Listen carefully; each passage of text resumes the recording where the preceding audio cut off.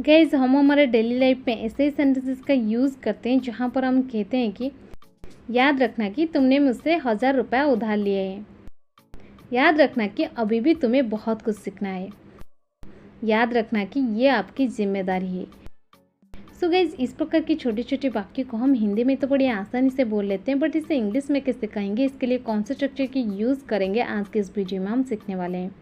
आपने नोटिस किए होंगे इन सभी सेंटेंसेस में एक चीज़ कॉमन है, वो है याद रखना की। याद रखना की इसकी इंग्लिश होती है keep in mind that. Keep in mind that. चलिए इसका कंप्लीट स्ट्रक्चर देख लेते हैं। पहले आपको लिखना पड़ेगा कीप इन माइंड दैट, इसके बाद कंप्लीट सेंटेंस जो आप बोलना चाहते हैं। चलिए कुछ एग्जाम्पल के मदद से इसे और भी बेहतर समझने की कोशिश करते हैं। याद रखना कि ये आपकी जिम्मेदारी है। Keep in mind that this is your responsibility. Keep in mind that this is your responsibility. याद रखना कि तुमने मुझसे 1000 रुपये उधार लिए हैं।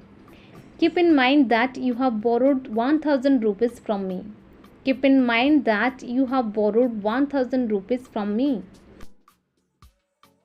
याद रखना कि तुम केवल मेरे हो। Keep in mind that you are mine only. Keep in mind that you are mine only. याद रखना कि अभी भी तुम्हें बहुत कुछ सीखना है। Keep in mind that still you have to learn a lot. Keep in mind that still you have to learn a lot. याद रखना कि सुबह हमेशा रात के बाद आती है।